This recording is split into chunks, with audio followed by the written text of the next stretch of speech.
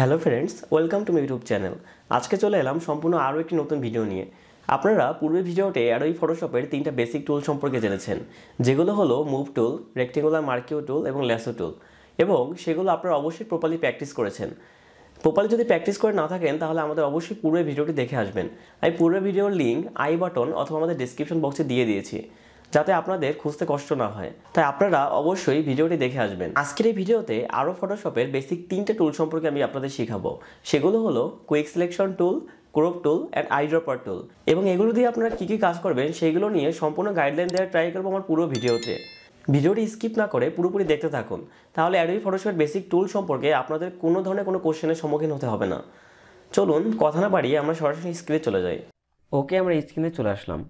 পূর্বের ভিডিওতে আমরা ফটোশপের বেসিক তিনটা টুল সম্পর্কে জেনেছি, যেগুলো হলো মুভ টুল, রেক্টেঙ্গুলার মার্কিও টুল এবং ল্যাসো টুল। আজকে যে টুলটার সাথে আমরা পরিচিত হব সেটা ফটোশপে অনেক গুরুত্বপূর্ণ একটা টুল, এবং এই টুলটা দিয়ে আপনি চাইলে আপনার ইমেজের যে কোনো ধরনের ব্যাকগ্রাউন্ড রিমুভ করতে পারবেন। ওকে, তো এই টুলটার নামটা হলো কি? এই টুলটার নাম হলো আমাদের কুইক সিলেকশন টুল বা ম্যাগনেটিক ওয়ান টুল বা অবজেক্ট সিলেকশন টুল। এই যে একটা টুলের ভিতরে তিনটা কাজ আমাদের আছে, এই কাজগুলো দিয়ে বা আপনি এই টুলটা দিয়ে খুব সহজেই যে কোনো একটা অবজেক্টকে আপনি সিলেক্ট করতে পারবেন এবং তার ব্যাকগ্রাউন্ড রিমুভ করতে পারবেন। ওকে, তো এই অবজেক্ট রিমুভ করার জন্য বা অবজেক্টটাকে রেখে যখন আমরা কোনো ব্যাকগ্রাউন্ড রিমুভ করব, তো তার জন্য আমাদের একটা ইমেজ দরকার আছে, তাই না? তো চলুন আমরা একটা ইমেজ থেকে ব্যাকগ্রাউন্ড রিমুভ করার ক্ষেত্রে আমরা প্রথমে কি করি, আমরা ফাইল থেকে আমাদের ইমেজটাকে নিয়ে আসি। তো সেক্ষেত্রে আমরা কি করব, ফাইল দেন ওপেন, দেন আমরা আমাদের একটা ইমেজ আমরা নিয়ে আসলাম, যে ইমেজটা আমরা ব্যাকগ্রাউন্ড রিমুভ করব। ধরেন যে আমরা এই যে ইমেজটা আছে বা এই যে পাখিটা আছে, পাখিটা থেকে পিছে যে ব্যাকগ্রাউন্ডটা আছে সেটা আমরা রিমুভ করব। তো সেইটা কীভাবে করব? প্রথমে আমরা কি করব, এখান থেকে কুইক সিলেকশন টুলটাকে আমরা সিলেক্ট করে নিলাম। তারপরে কি করলাম, এই যে অবজেক্টটা আমাদের দেখতে পাচ্ছেন, সেই অবজেক্টের উপর দিয়ে সিম্পলি জাস্ট খালি আপনি ড্র্যাগ করবেন। দেখুন আমি কিন্তু জাস্ট খালি ড্র্যাগ করতেছি।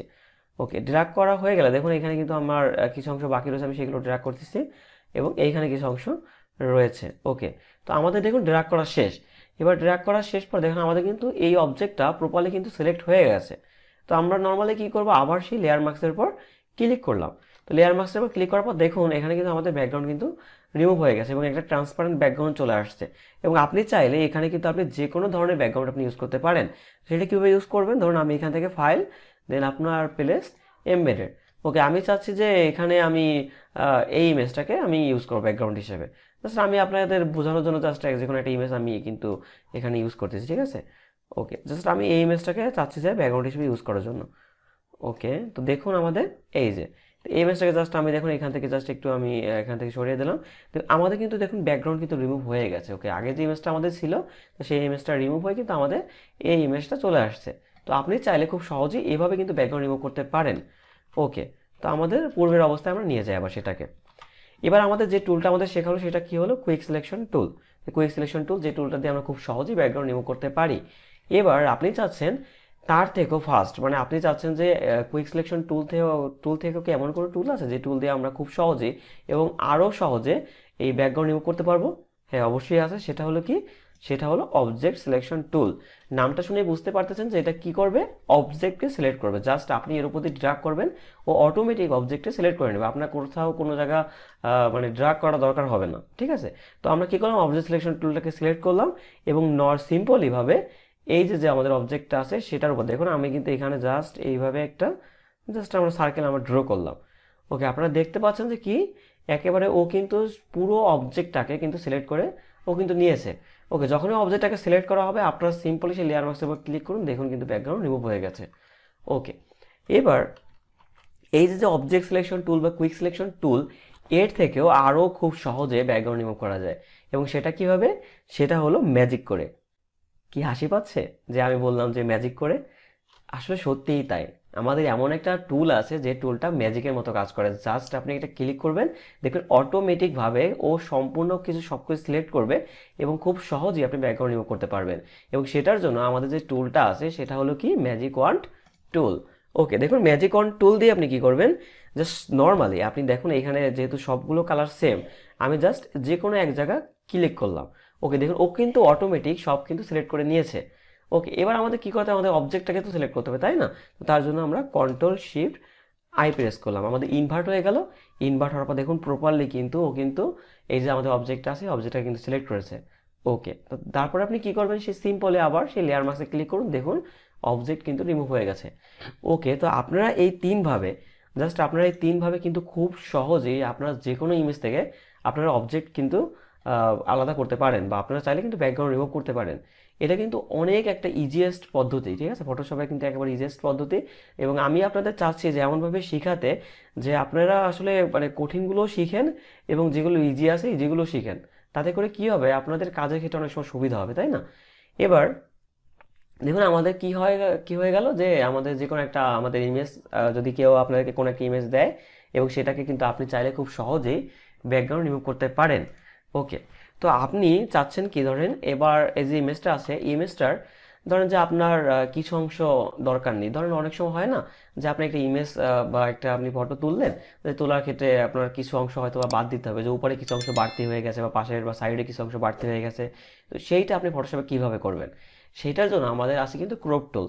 এটা একেবারে মানে চিনেন না হয়তো বা এমন কেউ নাই এখানে, ফটো মানে ফোনে আপনি কিন্তু ক্রপ টুল কিন্তু অনেকবার দেখেছেন, তাই না? তো এই ক্রপ টুলটা মূলত কি করে, আমাদের যে কোনো একটা ইমেজকে ছোট করে বা ক্রপ করে। ওকে, তো এটা কিভাবে করবেন, জাস্ট ক্রপ টুলটা সিলেক্ট করবেন, সিম্পলি ভাবে ড্রা করবেন যে আপনি কতটুকু রাখতে চাচ্ছেন। দেখুন আমি চাচ্ছি যে ফটো মানে ওর জাস্ট এইটুক থাক, আমাদের বাকিটুকু আর দরকার নেই। ওকে, তো দেখুন আমি জাস্ট যখনই সিলেক্ট করে এরপর ক্লিক করলাম রাইট ক্লিক, তখন দেখুন এখানে এটা কিন্তু ছোট হয়ে গেছে এবং আমরা খুব সহজে কিন্তু এটাকে ক্রপ করতে পারলাম।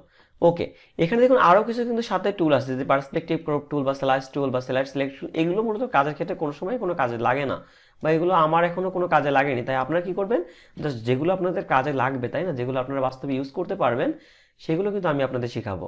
ওকে, তো এটা হচ্ছে ক্রপ টুলের মূলত কাজ, যে কি করবে, আমাদের একটা ইমেজকে ও ক্রপ করবে। ওকে, তা ক্রপ টুলের পর আমাদের যে টুলটা মূলত আছে এইটা কি, একটা ফ্রেম টুল। ফ্রেম টুল মূলত সাধারণত কাজে লাগে না এবং এটা আপনাদের শেখার দরকার নেই, কিন্তু যদি পরবর্তীতে প্রয়োজন হয় বা কোনো কাজের ক্ষেত্রে দরকার হয়, তাহলে আমি আপনাদের এই ফ্রেম টুলটা শিখাবো। তারপরে যে টুলটা আছে এটাও কিন্তু অনেক গুরুত্বপূর্ণ একটা টুল, যার নাম হচ্ছে কি, আই ড্রপার টুল।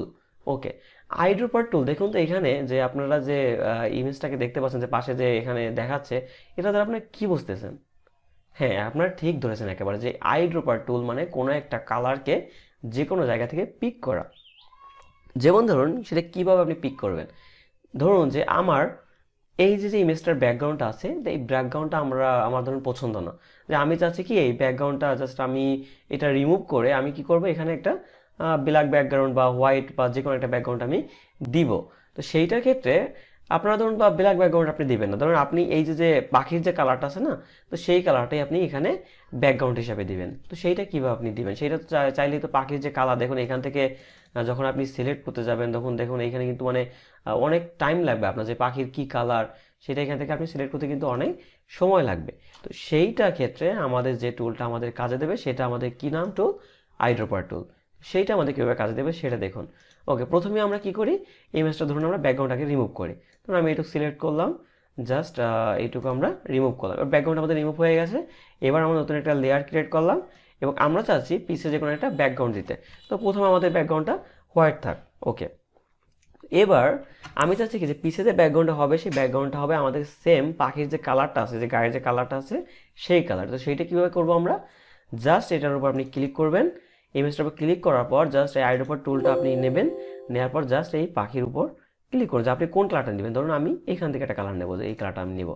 দেখুন এইখানে যখনই কালার সিলেক্ট করবেন তখন কিন্তু এখানে অটোমেটিক একটা কালার সিলেক্ট হয়ে যাবে, বা আপনি চাইলে যে কোনো একটা কালার নিতে পারেন, আপনি চাইলে ব্ল্যাক এখান থেকে নেবেন, বা আপনি চাইলে ওর এই কালারটা নেবেন, ঠিক আছে, আপনি যে কোনো একটা কালার নেবেন। ওকে, তো আমি একটা কালার নিলাম, ধরুন ব্ল্যাক কালার আমি নিলাম এখান থেকে, দেন আমি এখানে ওকে প্রেস করলাম। ওকে প্রেস করার পর আপনারা চাচ্ছেন কি, যে ব্যাকগ্রাউন্ডে ওই যে কালারটা আপনি নিয়েছেন সেই কালারটা দিবেন। তো কী করবেন, সিম্পলি অল্টার ব্যাক স্পেস, দেখুন কিন্তু আমাদের যে কালারটা আমরা নিয়েছি সেই কালারটা আমাদের এসে গেছে। বা আপনি চাইলে দেখুন, আপনি চাইলে এখানে অন্য কোনো কালার, সাপোজ আপনি এই কালারটা সিলেক্ট করেন, সিলেক্ট করার পর দেন আবার আপনি অল্টার ব্যাক স্পেস প্রেস করুন, দেখুন ওই যে কালারটা ছিল, যে পাখির গায়ের যে কালারটা, সেই কালারের সাথে ম্যাচ করে আমাদের কিন্তু এখানে পিছে একটা কালার চলে আসছে। তো এইভাবে আপনি আইড্রপারের সাহায্যে খুব সহজেই একটা ইমেজের ব্যাকগ্রাউন্ডের সাথে বা ইমেজের সাথে আপনি চাইলে ব্যাকগ্রাউন্ড ম্যাচ করতে পারেন। ওকে, এইটা আমাদের মূলত ছিল সে আইড্রপারের মেইন কাজ, এবং বাকি যেগুলো আছে এখানে, এগুলো আপনাদের তেমন একটা দরকার হবে না। তো আপনারা জাস্ট আইড্রপার টুলটাই শেখেন। ওকে, তো আমাদের আইড্রপার টুলটা শেখা হয়ে গেল। তো আজকের ভিডিওতে জাস্ট আমি আপনাদের এইটুকুই শেখাচ্ছি। তো আজকের ভিডিওতে আপনারা কী কী শিখলেন বলেন? যে আজকের ভিডিওতে আমরা শিখলাম যে কীভাবে খুব সহজেই ব্যাকগ্রাউন্ড রিমুভ করা যায়, কীভাবে খুব সহজেই একটা ইমেজকে ক্রপ করা যায় এবং কীভাবে খুব সহজেই একটা ইমেজের অবজেক্টের সাথে আমাদের ব্যাকগ্রাউন্ডের কালার ম্যাচ করানো যায়। ভিডিওটি ভালো লাগলে লাইক, কমেন্ট অ্যান্ড শেয়ার করতে ভুলবেন না এবং আমাদের চ্যানেলটি অবশ্যই সাবস্ক্রাইব করবেন, যাতে করে আপনি আমাদের ভিডিওগুলো সবার আগে পান এবং আমাদের ভিডিওগুলো দেখে আপনি প্রপারলি প্র্যাকটিস করতে পারেন। তো আজকের মতো এই পর্যন্তই। সবাইকে ধন্যবাদ। সবাই ভালো থাকবেন।